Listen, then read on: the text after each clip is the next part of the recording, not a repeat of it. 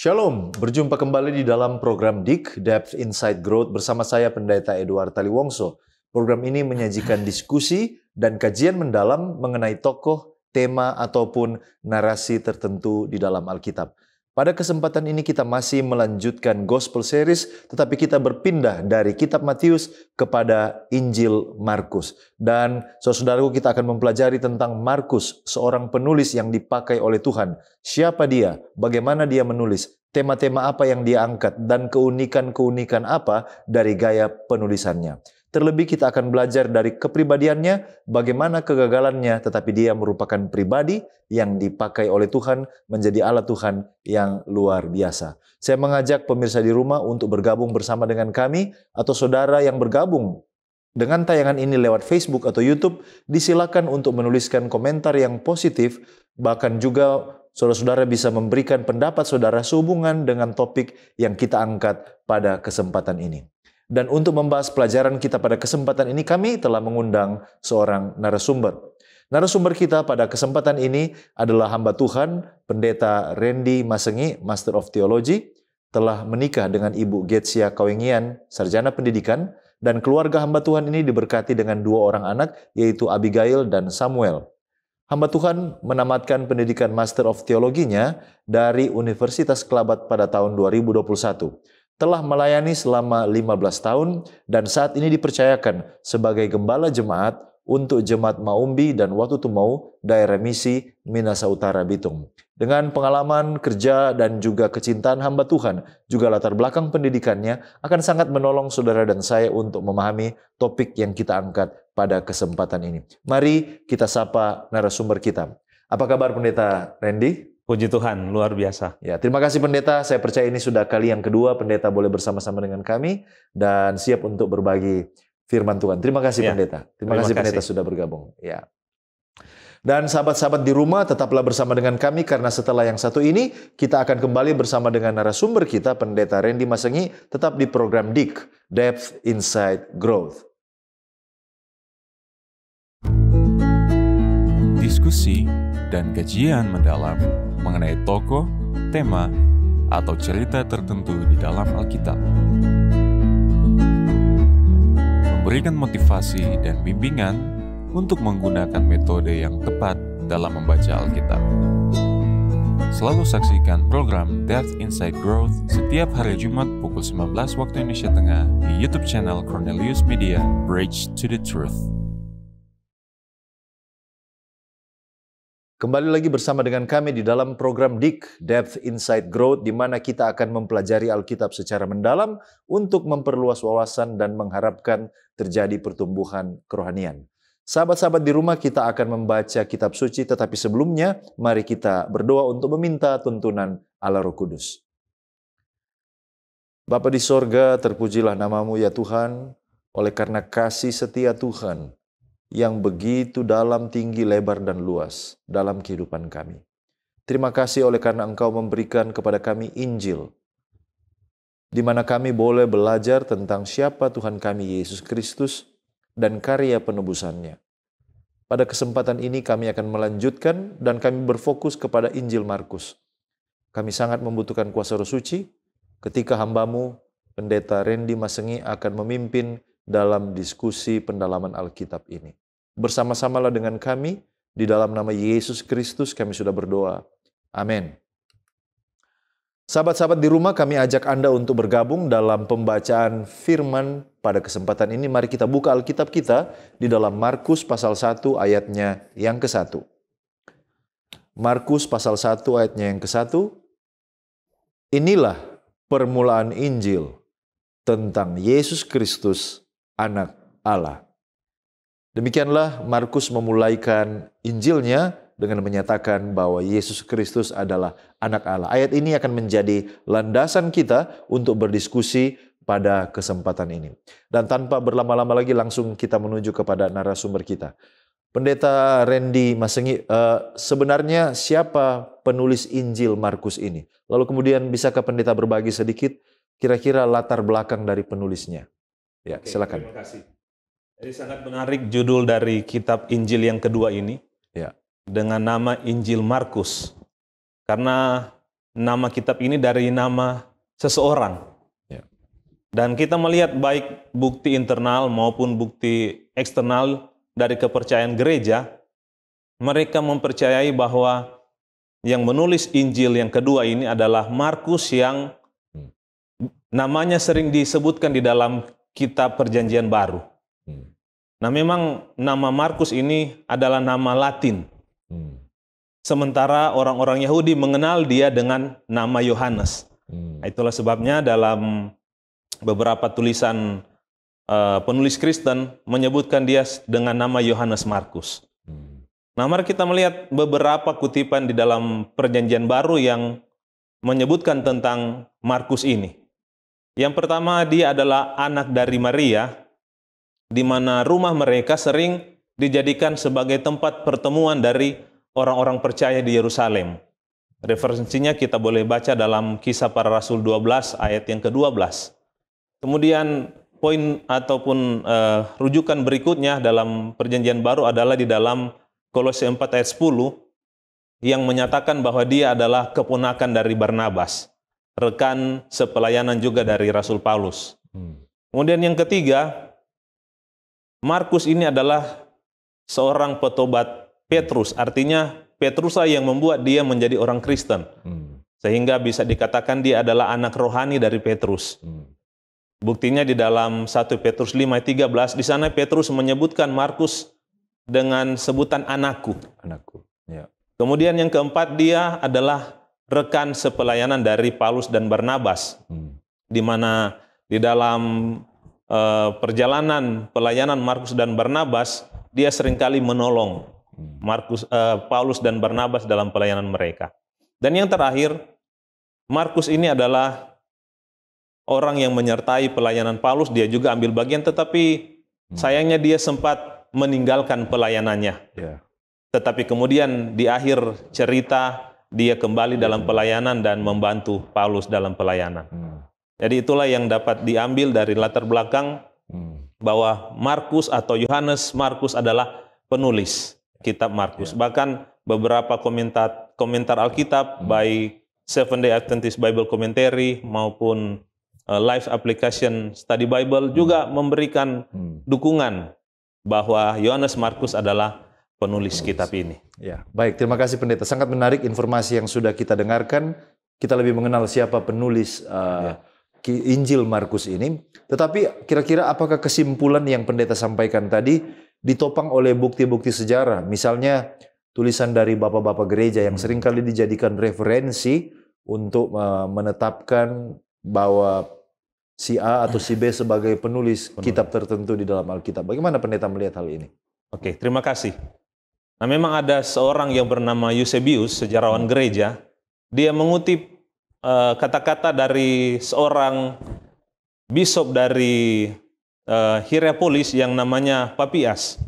Di mana Papias ini adalah orang yang pertama kali menyatakan bahwa Markus adalah penulis kitab Markus. Nah, Eusebius mengutip dengan berkata bahwa ini juga yang dikatakan presbiter. Markus setelah menjadi penerjemah Petrus menulis dengan akurat, meskipun tidak berurutan. Apa yang dia ingat tentang hal-hal yang dikatakan atau dilakukan oleh Kristus, Markus yang mengumpulkan catatan-catatan ini. Nah, jadi kita boleh melihat di sini bahwa Papias ketika dia menyatakan Markus sebagai penulis kitab ini ingin menjelaskan dua fakta penting tentang Markus ini atau kitab Markus. Yang pertama bahwa Markus dia berperan sebagai penerjemah dari Petrus. Oleh karena dia menerjemahkan beberapa kata Arab ataupun kata-kata dari bahasa Yunani. Nah, dengan demikian informasi yang digunakan oleh Markus untuk menulis kitab Injil itu bersumber dari Petrus. Sehingga membantu untuk menyatakan apa pandangan Petrus sehubungan dengan pelayanan Yesus. Kemudian yang kedua, Papias menyatakan bahwa Markus adalah penulis kitab ini untuk memberikan pembelaan. Kenapa? Karena ada orang-orang yang mempertanyakan keakuratan kitab Injil Markus. Sehingga Papias menyatakan kitab Markus adalah Injil yang ditulis walaupun tidak beraturan. Tidak beraturan ya, atau tidak berurutan. Tidak berurutan. Iya. Tidak berurutan. Iya, jadi luar biasa ternyata memang apa yang dipercaya oleh gereja Kristen selama ini ditopang dan didukung oleh bukti-bukti sejarah. Bukti-bukti Ya, sejarah. bahwa dia benar adalah sebagai penulis Injil Markus. Nah, pendeta, selanjutnya pertanyaan tentang tanggal penulisan. Lalu kemudian di mana kitab ini ditulis? Mungkin ada informasi yang bisa pendeta bagikan kepada sahabat-sahabat di rumah. Oke, terima kasih. Memang berbicara tentang waktu penulisan, ini ada beberapa pendapat atau kemungkinan yang boleh dilihat dalam hal ini. Yang pertama, kita boleh melihat apa yang dinyatakan oleh Irenaeus, di mana dia menyatakan bahwa Injil Markus ini ditulis setelah kematian Petrus. Tetapi para pemimpin Kristen mula-mula tidak menerima pendapat ini, sehingga banyak orang yang kemudian meragukan pendapat dari Irenaeus. Nah, beberapa orang juga mereka mempertanyakan keabsahan ramalan nubuatan tentang kehancuran Yerusalem yang dicatat dalam Markus 13 ayat yang ke-14. Ya. Mereka berpendapat bahwa itu ditulis setelah kejatuhan Yerusalem pada tahun 70. Ya. Kemudian ada kemungkinan yang lain, pendapat yang lain. Karena dalam kitab Markus, khususnya Markus 8 ayat 34 sampai 36, di sana mengajak murid-murid Yesus untuk membuat komitmen pemuritan. Nah, dari penekanan ini dapat dilihat bahwa hal ini cocok dengan periode penganiayaan oleh Kaisar Nero kepada orang-orang Kristen di pertengahan tahun 60-an. Sehingga dari kemungkinan ini ada pendapat yang berkata, oh itu ditulis di pertengahan tahun 60-an. Namun, kita juga harus menerima bahwa orang-orang Kristen dianiaya dalam berbagai zaman, bukan hanya pada zaman Nero. Jadi ya masih ada keraguan tentang penanggalan ini. Nah, selanjutnya juga muncul pemikiran atau pendapat kemungkinan besar waktu penulisan Injil Markus itu terjadi di akhir tahun 50-an. Kalau itu terjadi di akhir tahun 50-an, maka Markus bisa menghubungi Petrus pada saat itu yang ada di Roma sebagai sumber penulisan kitabnya. Nah, namun di sini kita melihat bahwa memang isi kitab Markus menekankan kepada pembacanya untuk tetap kuat dalam iman karena mereka menghadapi tantangan dan kesulitan. Nah, kalau kita mengambil penanggalan ini bahwa kitab Markus ditulis di akhir tahun 50-an, maka dapat ditegaskan bahwa Injil Markus sebenarnya adalah Injil yang pertama dari keempat kitab Injil. Nah, pendapat ini juga didukung oleh komentar Alkitab The Remnant Study Bible yang setuju dengan pendapat ini. Nah, kemudian muncul pendapat juga dari hal ini bahwa kalau kitab Kisah Para Rasul ditulis pada awal tahun 60-an, itu berarti penulis kitab kisah yaitu Lukas juga bisa mengambil Markus untuk memberikan informasi-informasi tentang kitab Injil yang dia tulis dan juga kitab Kisah Para Rasul. Berarti harus lebih awal dari tahun 60-an. Harus lebih awal dari tahun 60-an. Oke. Ya.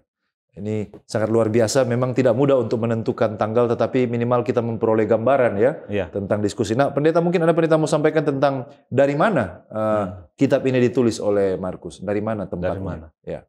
Baik, menurut tradisi gereja bahwa kitab Markus ini ditulis di Roma pada sekitar tahun 64, tahun 64 Masehi.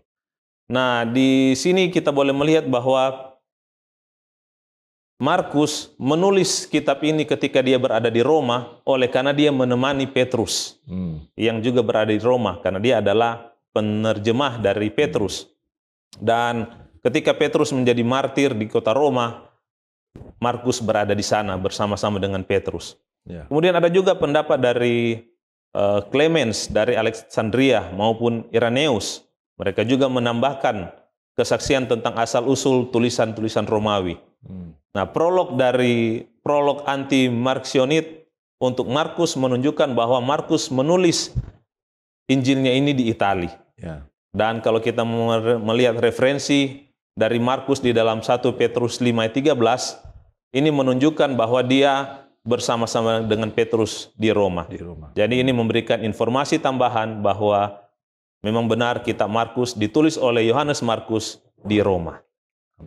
Baik, terima kasih Pendeta. Puji Tuhan untuk apa yang sudah kita dengarkan. Dan saya percaya informasi ini akan semakin mempersiapkan kita sebagai pendahuluan untuk menggali lebih dalam tentang keunikan dan karakteristik khusus dari kitab Markus. Dan saya yakin kita semua masih terus bersemangat untuk masuk lebih dalam. Namun sebelum kita lanjutkan, kita akan mengikuti pesan-pesan rohani berikut ini. Tetaplah bersama dengan kami.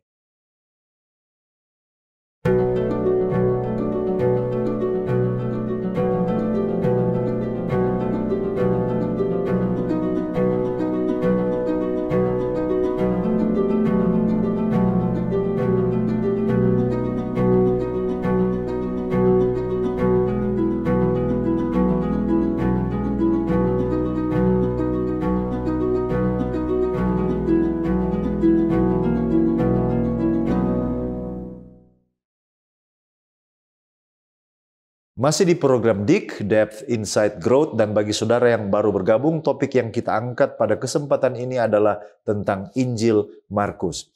Puji Tuhan, melalui narasumber kita, Pendeta Randy Masengi, tadi kita sudah mendengarkan informasi-informasi pendahuluan yang sangat mendasar tentang siapa penulisnya, apa bukti-bukti sejarahnya, lalu kemudian kapan ditulis dan di mana penulisan dari Injil Markus ini. Sekarang kita akan masuk lebih dalam bersama dengan narasumber kita. Baik Pendeta, terima kasih Pendeta sudah memberikan pencerahan. Ada pertanyaan selanjutnya adalah tentang, tentu ketika ini ditulis punya tujuan, ya. Kepada siapa sebenarnya Injil ini ditujukan? Dengan kata lain, siapa penerima dari tulisan ini? Bagaimana Pendeta melihat hal ini? Baik, terima kasih. Jadi kita sudah membahas tadi bahwa Markus menulis kitab Injilnya di Roma. Ya. Dan itu ditujukan kepada orang-orang yang ada di Roma. Kenapa? Oleh karena Petrus sudah bekerja di Roma, dia memberitakan Injil, sehingga banyak orang yang tertarik dengan Injil yang disampaikan oleh Petrus. Nah, mereka ingin mendapatkan catatan yang lengkap, yang akurat, dan juga permanen tentang khotbah-khotbah Petrus ini.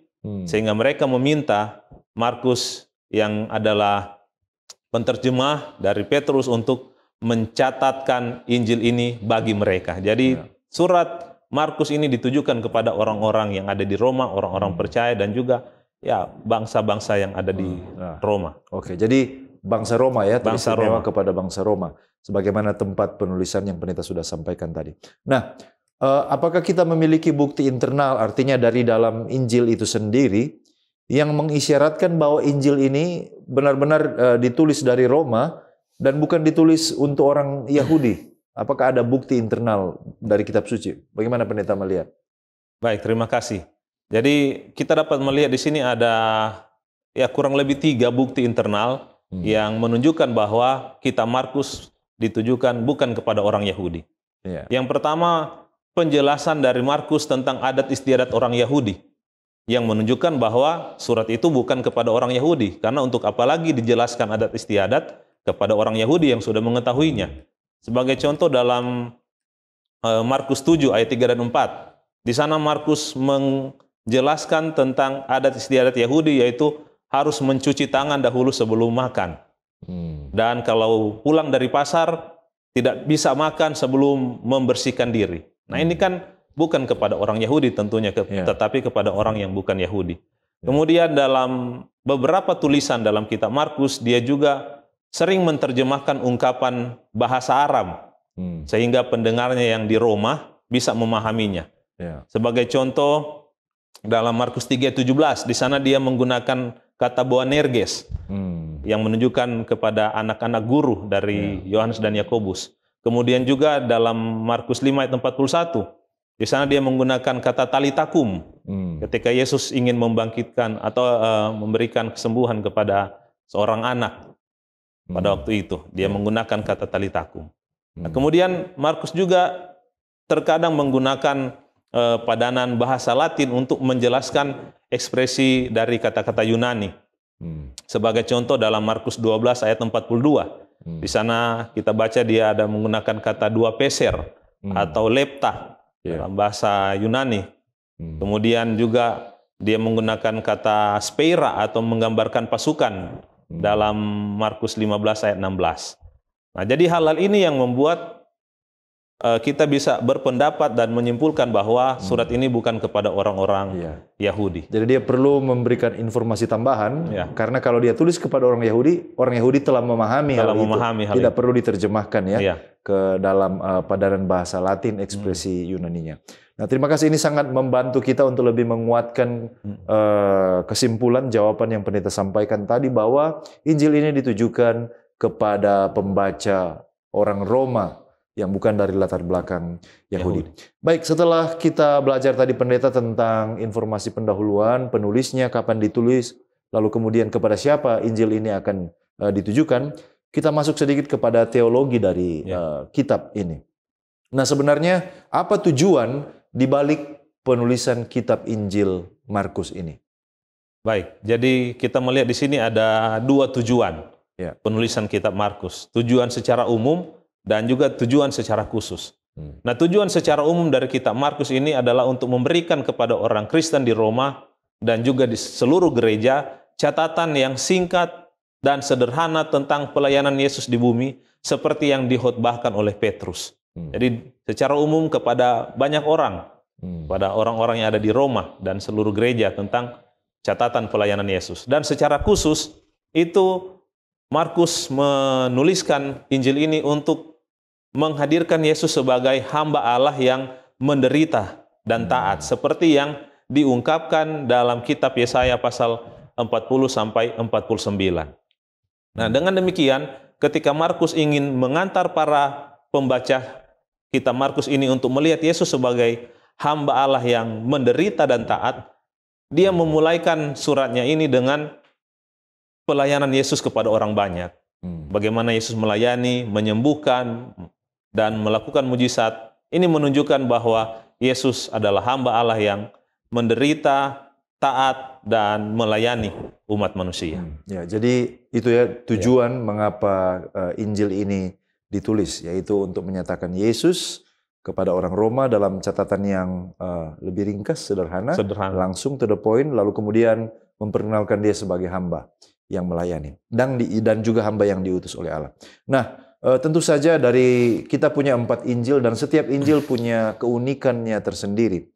Apa saja yang menjadi keunikan yang merupakan karakteristik dari Injil Markus? Bagaimana pendeta melihat hal ini? Baik, terima kasih. Jadi kalau kita melihat, membaca kitab Markus ini, ya paling tidak ada 5 keunikan yang dimiliki kitab Markus. Yang pertama bahwa kitab Markus ini adalah Injil yang paling singkat dari keempat kitab Injil. Ya, benar. Nah, kenapa singkat? Oleh karena cakupan kitab Markus ini terbatas. Ya. Terbatasnya adalah yang pertama, Markus tidak memberikan catatan tentang kelahiran Yesus, awal mula dari Yesus Kristus di dunia ini. Kemudian yang kedua, dia juga tidak mencatat tentang kehidupan 30 tahun pertama dari Yesus. Ya. Tidak ada catatan dalam kitab Markus. Dan yang ketiga, kenapa Injil ini singkat? Oleh karena Markus hanya membahas secara singkat seluruh bagian pelayanan dari Yesus kepada orang banyak. Hanya singkat saja, tapi membahas secara keseluruhan pelayanan Yesus. Itu keunikan yang pertama. Kemudian keunikan yang kedua adalah kitab Markus ini bisa dikatakan Injil yang terpotong. Nah, kenapa demikian? Oleh karena kalau membandingkan dengan Injil-Injil yang lain, contohnya Injil Yohanes, di sana membahas tentang Yesus di masa kekekalan. Kemudian Injil Lukas membahas tentang kelahiran Yohanes Pembaptis yang juga ada kaitannya dengan kelahiran Yesus. Injil Matius dimulai dengan kelahiran Yesus. Tapi Injil Markus dimulai dengan pelayanan Yesus kepada orang banyak. Jadi ada yang terpotong di situ. Kemudian yang ketiga, keunikan yang ketiga adalah Markus adalah Injil yang sederhana. Dia menyampaikan Injil ini secara sederhana. Kisahnya ini sangat mudah dipahami, seperti cara anak kecil, seperti cara penyampaian kepada anak kecil yang mudah untuk dipahami. Keunikan yang keempat adalah Injil ini bisa dikatakan Injil yang bergerak cepat.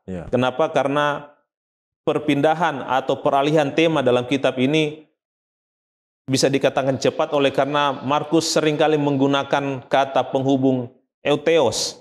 Atau bisa diartikan langsung atau segera. Ada beberapa ayat yang boleh kita lihat yang menyatakan segera, segera dan segera. Ya. Bahkan ada kurang lebih 40 kali ini kata segera ini dipakai oleh penulis Markus itu sendiri. Ya. Dan yang kelima ini yang keunikan yang kita boleh temukan, bahwa kitab Markus ini bisa dikatakan kitab Injil yang penuh aksi. Kenapa? Karena Markus dia banyak menulis tentang bagaimana pelayanan Yesus kepada orang banyak, tindakan-tindakan Yesus, mujizat-mujizat yang Yesus lakukan. Tetapi agak kurang menceritakan atau menulis tentang perkataan dan ajaran-ajaran Yesus. Yeah. Jadi segala tindakan perbuatan yang Yesus buat itu dicatat oleh kitab Markus, sehingga dikatakan Injil yang penuh aksi. Yeah. Jadi dia hanya berfokus kepada tindakan Yesus, jarang mencatat tentang ucapan atau pengajaran daripada Yesus Kristus ya.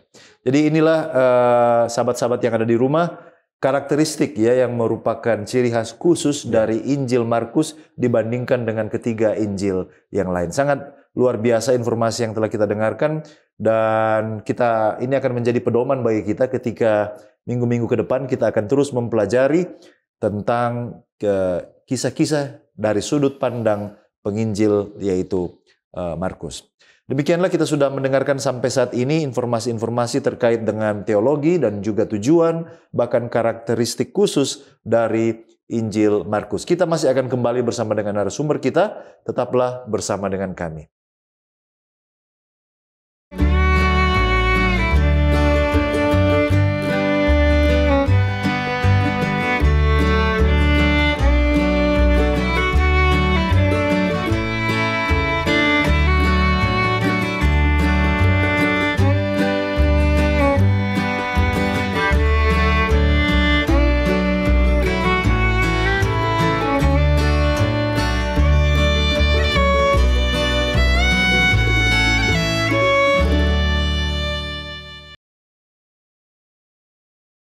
Masih di program DIK, Depth Insight Growth, dan kita kembali kepada narasumber kita, Pendeta Randy Masengi. Nah, Pendeta, biasanya seorang penulis ketika dia mau menulis, dia memiliki rencana atau alur. Nah, bagaimana Pendeta melihat secara garis besar, bagaimana Markus menyusun Injilnya ini? Pendeta boleh memberikan tanggapan. Baik, terima kasih. Jadi, Markus membuat garis besar atau outline dari kitab Injil Markus ini dalam beberapa bagian.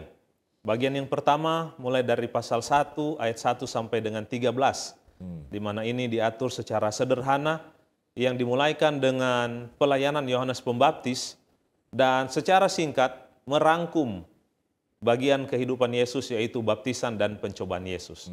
Jadi itu bagian yang pertama, yaitu pasal 1 ayat 1 sampai 13. Kemudian bagian yang kedua adalah dari pasal 1 ayat 14 sampai dengan pasal 9 ayat 50. Di mana bagian ini menceritakan tentang pelayanan Yesus di dan di sekitar Galilea. Di mana Yesus melayani di wilayah Galilea ini. Nah, ketika Yesus melayani di wilayah Galilea ini, Markus memberikan gambaran yang banyak tentang mujizat yang Yesus buat, tetapi hanya sedikit bahan pengajaran yang Markus tuliskan dalam kitab ini. Nah, kemudian di bagian ini juga Markus menyinggung sedikit tentang pertentangan yang dihadapi oleh Yesus. Dan selama periode atau bagian ini, Markus mencatat perjalanan Yesus ke daerah Sidon, Tirus, dan Dekapolis. Itu di Markus 7 ayat 24 sampai 30. Dan kemudian berlanjut ke daerah Kaisarea Filipi, di mana di tempat inilah Petrus memberikan pengakuan yang luar biasa bahwa Yesus adalah anak Allah yang hidup. Itu dicatat dalam Markus 8 ayat 27 sampai 33. Kemudian bagian yang ketiga dari garis besar kita Markus itu terdapat dalam pasal 10 ayat 1 sampai 52. Di mana Markus mencatat setelah Yesus melayani di Galilea, dia melakukan perjalanan ke Yerusalem melalui Perea dan Yudea. Nah, dalam perjalanan ini Markus mencatat ada dua hal yang membuat Yesus memberikan pengajaran yang baik apakah itu kepada murid-murid maupun juga kepada kita sampai saat sekarang ini. Ya. Nah, dua pelajaran itu sehubungan dengan penguasa muda yang kaya yang dicatat dalam Markus 10 ayat 17 sampai 22 dan anak-anak Zebedeus yaitu Yakobus dan Yohanes dalam Markus 10 ayat 35 sampai 45. Nah, yang pertama pengajaran yang Yesus berikan dalam hal orang muda yang kaya. Di mana kita tahu ceritanya dia meminta Yesus apa yang harus dia lakukan untuk menjadi pengikut Yesus dan Yesus katakan pergi jualah hartamu. Tetapi karena dia kaya, dia tidak menjual hartanya dan tidak jadi mengikuti Yesus. Kemudian ini yang Yesus katakan, saya ingin bacakan dalam Markus 10 ayat 23. Lalu Yesus memandang murid-muridnya di sekelilingnya dan berkata kepada mereka, alangkah sukarnya orang yang beruang masuk ke dalam kerajaan Allah. Ya. Ini pengajaran yang diberikan oleh Yesus juga menjadi pengajaran bagi kita. Ya. Tapi bukan berarti kita tidak boleh memiliki uang. Yang diajarkan Yesus di sini adalah jangan menjadikan harta itu menghalangi kita untuk datang kepada Kristus. Itu pelajaran yang diberikan kepada murid-murid dan juga kepada kita sampai saat sekarang ini. Kemudian pelajaran yang kedua, sehubungan dengan Yakobus dan Yohanes yang dicatat dalam Markus 10 ayat 35 sampai 45. Di sana menceritakan permintaan dari Yakobus dan Yohanes untuk berada di sisi Yesus, baik di sebelah kanan maupun di sebelah kiri. Tetapi kemudian Yesus memberikan pelajaran penting kepada murid-murid dan juga kepada kita saat sekarang ini. Saya ingin bacakan dalam Markus 10 ayat 43 sampai 45. Dia katakan, tidaklah demikian di antara kamu. Barang siapa ingin menjadi besar di antara kamu, hendaklah ia menjadi pelayanmu. Dan barang siapa ingin menjadi yang terkemuka di antara kamu, hendaklah ia menjadi hamba untuk semuanya. Karena anak manusia juga datang bukan untuk dilayani, melainkan untuk melayani dan untuk memberikan nyawanya menjadi tebusan bagi banyak orang. Nah, inilah pelajaran yang penting yang boleh kita ambil, bahwa sebagai umat-umat Tuhan, kita adalah pelayan-pelayan. Dan berbanding terbalik dengan ajaran dunia, kalau ingin menjadi pemimpin harus berkuasa di atas orang-orang. Tapi Yesus katakan, kalau ingin menjadi yang terkemuka, dia harus menjadi pelayan. Nah, ini pelajaran-pelajaran yang didapatkan pada bagian yang ketiga dari pasal 10 ayat 1 sampai ayat yang ke-52. Kemudian bagian yang berikutnya dari outline kitab Markus itu dari pasal 11 ayat 1 sampai 16 ayat 20.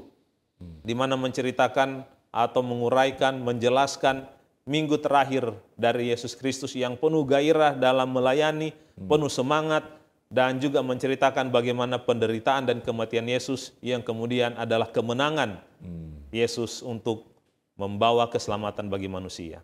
Nah, jadi inilah outline dari kitab Markus.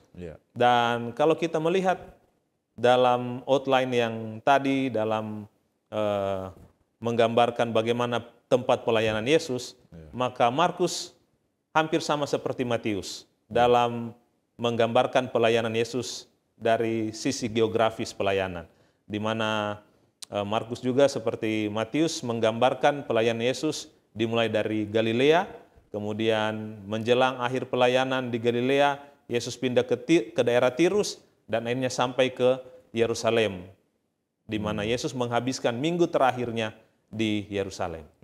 Oke, luar biasa. Terima kasih. Jadi inilah garis besar bagaimana Markus menyusun kitab Injilnya.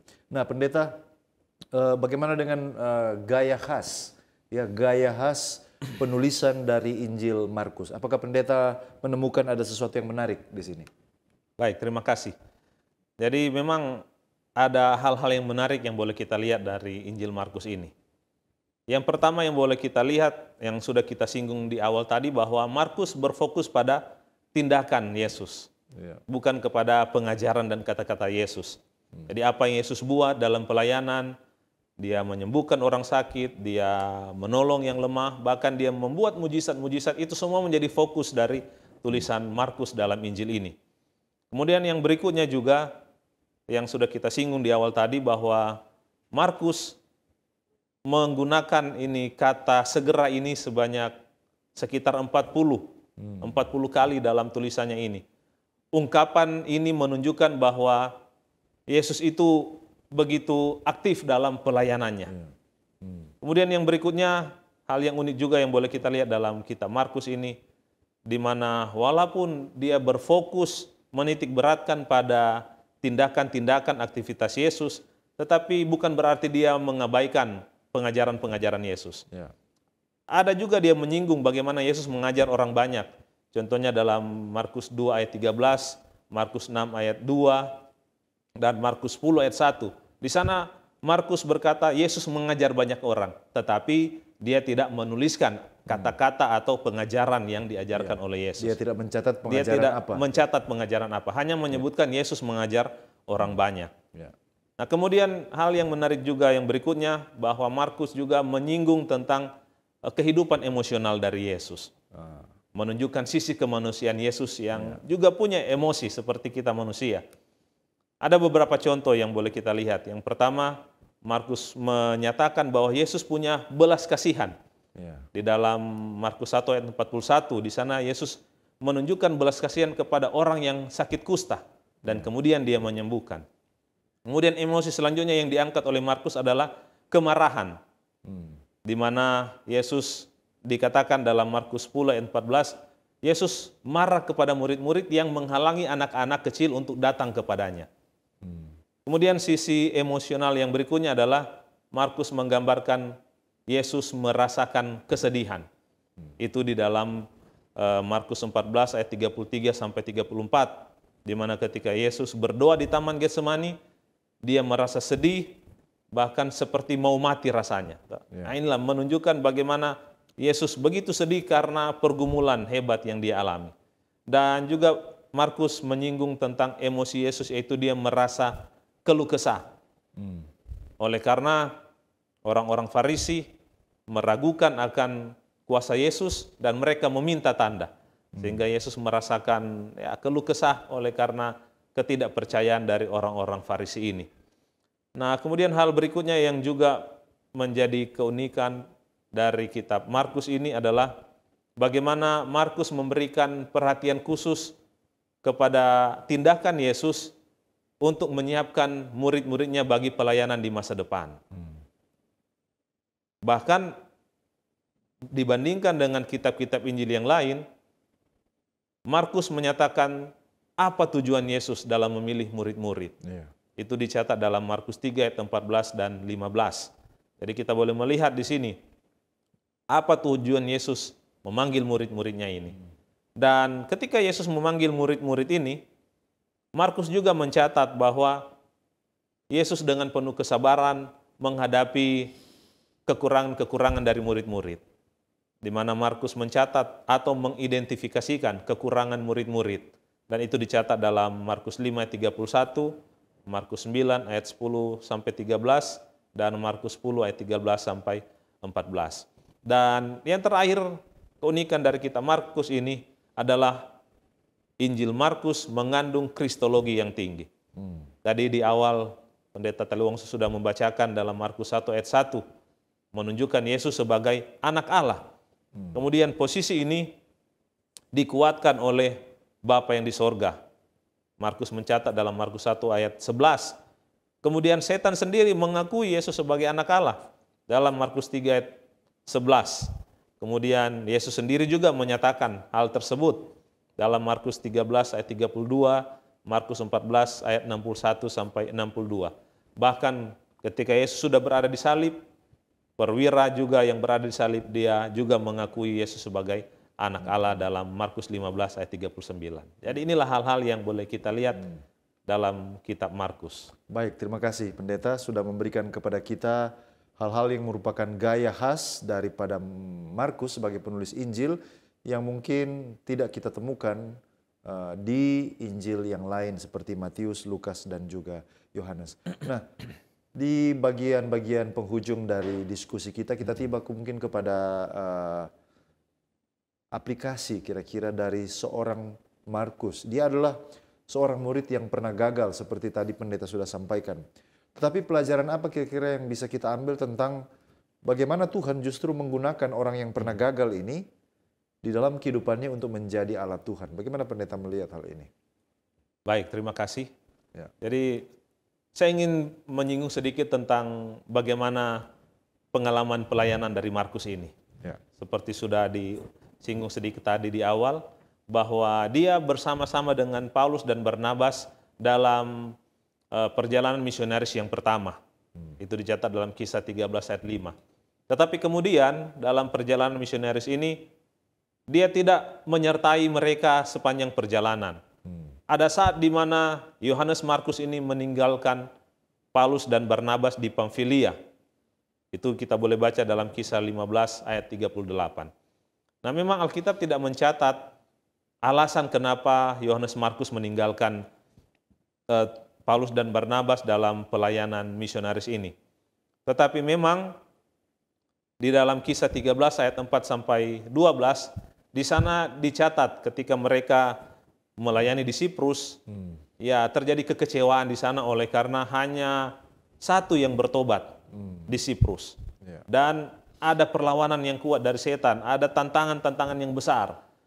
Jadi kemungkinan besar hal-hal ini yang membuat Yohanes Markus dia undur dari pelayanannya karena mungkin kecewa karena masih muda, sehingga dia memutuskan untuk kembali ke rumah, meninggalkan pelayanan.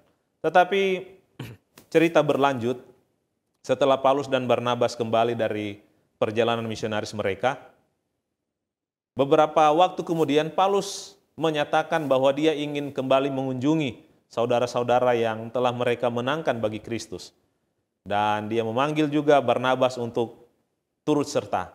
Tetapi kemudian Barnabas menginginkan agar supaya Yohanes Markus kembali menyertai mereka. Sayangnya Paulus tidak menyetujui akan rencana ini.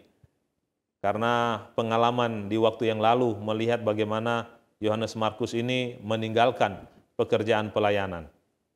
Sehingga kemudian karena perbedaan pendapat ini akhirnya Paulus dan Barnabas berpisah dalam pelayanan. Nah, Barnabas kemudian mengambil Yohanes Markus dan mereka melakukan pelayanan ke Siprus, sementara Paulus dan Silas ke Syria dan Kilikia. Tetapi kemudian cerita Yohanes Markus tidak berakhir sampai di sini. Kenapa? Oleh karena dalam surat-surat Paulus selanjutnya, contohnya dalam Filemon 1 ayat 24, ternyata Paulus berkata bahwa Yohanes Markus adalah rekan sekerja. Itu berarti Yohanes Markus kemudian memilih untuk melayani bersama-sama dengan Paulus. Dan di akhir hidup Paulus ketika dia berada di penjara Romawi, dia menulis surat kepada Timotius dalam 2 Timotius 4 ayat 11, bahwa bawalah Markus bersamamu karena dia membantu saya dalam pelayanan. Jadi kita boleh melihat orang yang tadinya bisa dikatakan melarikan diri dari pelayanan, tetapi kemudian dia mau berubah dan ambil bagian dalam pelayanan, maka Tuhan akan gunakan dia dalam pelayanan. Jadi kita melihat di sini bahwa aplikasinya Tuhan begitu mengasihi kita. Apabila kita orang-orang yang mungkin dalam kelemahannya meninggalkan pelayanan atau undur diri dari pelayanan, tetapi dia mau untuk ada perubahan dan melayani kembali, Tuhan terus membuka tangannya untuk menerima pelayanan tersebut. Sama seperti Markus dalam perjalanan pelayanannya. Luar biasa pendeta, ini adalah pelajaran yang sangat baik yang boleh kita ambil tentang kehidupan dari Yohanes Markus sebagai penulis Injil. Dan sungguh sangat menarik diskusi dan pendalaman kita pada kesempatan ini. Dan saya percaya kita semua, sahabat-sahabat di rumah juga sangat terberkati lewat program ini. Namun karena waktu kita yang terbatas, kita tiba kepada bagian rangkuman atau kesimpulan sebagai closing statement. Kira-kira apa yang boleh kita ambil, yang boleh kita bawa pulang, manfaat-manfaat rohani dari diskusi kita. Disilakan pendeta. Baik, terima kasih. Jadi untuk kesimpulan dari pelajaran tentang Injil Markus, pendahuluan Injil Markus, saya ambil 3 bagian. Bagian yang pertama adalah Markus sebagai penulis. Kita sudah membahas dia menulis kisah tentang Yesus Kristus berdasarkan kesaksian dari Petrus. Aplikasi rohani, pelajaran yang boleh kita ambil adalah kita sudah mempelajari tentang Kristus melalui Alkitab. Nah, mari kita menyaksikan hal itu kepada orang lain. Sama seperti Markus, dia menerima berita Injil dari Petrus, dia bagikan kepada orang-orang di Roma. Demikian juga kita. Kita sudah belajar tentang Yesus Kristus dari Alkitab, kita bagikan itu kepada orang-orang yang ada di sekitar kita. Kemudian yang kedua, dari isi kitab Markus. Markus, dia banyak menuliskan, menceritakan tentang mujizat-mujizat yang Yesus buat. Tindakan-tindakan Yesus yang dia lakukan untuk umat manusia. Pelajaran yang boleh kita ambil adalah Yesus Kristus yang bekerja di zaman Injil Markus adalah Yesus Kristus yang sama sampai hari ini. Amen. Di mana dia terus bekerja bagi saudara dan saya. Bagi kita semua sebagai umat-umat yang mengasihi dia. Roma 8 ayat 28 saya ingin bacakan ayat ini untuk menjadi kekuatan iman bagi kita untuk percaya bahwa Yesus terus bekerja bagi kita umat-umatnya. Roma 8 ayatnya yang ke-28, firman Tuhan berkata, kita tahu sekarang bahwa Allah turut bekerja dalam segala sesuatu untuk mendatangkan kebaikan bagi mereka yang mengasihi Dia, yaitu bagi mereka yang terpanggil sesuai dengan rencana Allah. Amen. Dan yang ketiga, tentang pengalaman pelayanan Markus, di mana dia pernah gagal, tetapi kemudian dia kembali dalam pelayanan. Pelajaran yang boleh kita ambil adalah tentang kasih karunia Allah. Amen. Mungkin kita pernah gagal di dalam kehidupan kita, dalam kerohanian kita, dalam motivasi kita untuk melayani. Tetapi kasih Allah sungguh besar. Bila kita mungkin pernah gagal dalam kehidupan kerohanian, berbuat dosa, melakukan apa yang tidak berkenan kepada Allah ataupun kepada sesama manusia, dan kita mau kembali bertobat, maka Allah dalam kasih-Nya yang ajaib akan menerima kita. Dan inilah yang telah dialami oleh Markus. Dia merasakan kasih karunia Allah yang menggunakan dia untuk pelayanan kepada orang banyak, walaupun pada awalnya dia pernah gagal. Jadi inilah yang boleh kita ambil dari kitab Markus, untuk kita boleh membaca, mendalami kitab Markus, dan boleh mendapatkan berkat-berkat rohani dalam kehidupan kita. Amin. Terima kasih pendeta untuk pembahasannya, dan kita akan tutup diskusi kita di dalam doa. Bolehkah pendeta mendoakan diskusi kita dan juga sahabat-sahabat yang belajar bersama dari rumah kita masing-masing? Baik, mari kita berdoa. Terpujilah Engkau, Allah kami yang sungguh luar biasa, yang senantiasa menyertai dan memberkati kami. Bahkan pada saat ini, kami boleh diberkati dengan berkat-berkat rohani melalui pendalaman firman Tuhan dari kitab Markus. Kami bersyukur kami punya Allah Yesus Kristus yang sungguh luar biasa menolong, memberkati, dan melakukan yang terbaik untuk kami umat-umat-Mu. Biarlah kiranya ya Bapa, Engkau akan memberkati kami sekalian yang sudah mengikuti akan program pendalaman Alkitab ini, sehingga iman kami dikuatkan dan kami akan terus berserah sungguh hanya kepada Tuhan saja. Berkati saudara-saudara kami yang mengikuti program ini, di mana saja mereka berada, Tuhan kiranya memberkati dalam kehidupan mereka, dalam segala aktivitas yang mereka lakukan, dalam pekerjaan yang mereka jalani, dalam kebutuhan-kebutuhan hidup mereka sehari-hari, bahkan juga dalam pergumulan-pergumulan kehidupan. Kiranya tangan Tuhan akan menolong untuk melakukan mujizat dan memberikan yang terbaik dalam kehidupan kami sekalian. Memberkati untuk program DIK dari Yayasan Cornelius. Kiranya Tuhan akan berkati seluruh yang bertugas dalam program ini, sehingga mereka boleh menjadi saluran berkat Tuhan untuk memberikan pelajaran-pelajaran rohani bagi kami semua yang mengikuti akan program ini. Dan biarlah kiranya ya Bapa, dalam kehidupan kami sekalian, ada damai sejahtera, ada sukacita, dan kebahagiaan yang berasal dari Tuhan saja. Hamba-Mu mau menyerahkan kehidupan kami hanya ke dalam tangan kasih Tuhan. Jadilah kehendak-Mu ya Bapa, bukan kehendak kami. Terima kasih Engkau sudah mendengar dan menjawab doa kami. Ampuni kami dari segala dosa dan salah. Kami berdoa dan percaya hanya di dalam nama Yesus Kristus, Tuhan dan Juru Selamat kami yang hidup. Amin. Amin. Baik. Puji Tuhan untuk pembahasan topik yang sangat menarik pada kesempatan ini, dan saya mengucapkan terima kasih kepada narasumber kita, Pendeta Randy Masini. Terima kasih banyak Pendeta. Tuhan Yesus akan memberkati Pendeta di dalam pelayanan bersama dengan keluarga. Terima kasih juga kepada sahabat-sahabat yang ada di rumah yang tetap setia bersama dengan kami sampai saat ini. Juga kepada sahabat Hope Channel Indonesia yang terus menyaksikan tayangan ini, kita percaya ketika kita mencintai firman Tuhan, kita akan terus bertumbuh di dalam iman dan kebenaran. Jika Anda telah diberkati lewat pelayanan media ini, berkenan kiranya saudara untuk follow, like, atau subscribe akun media sosial kami dan bagikan link tayangan ini kepada orang-orang yang terkasih. Dan sahabat-sahabat di rumah, demikianlah perjumpaan kita pada kesempatan ini. Kita akan jumpa kembali pada episode yang mendatang. Saya Pendeta Edward Taliwongso undur diri. Shalom.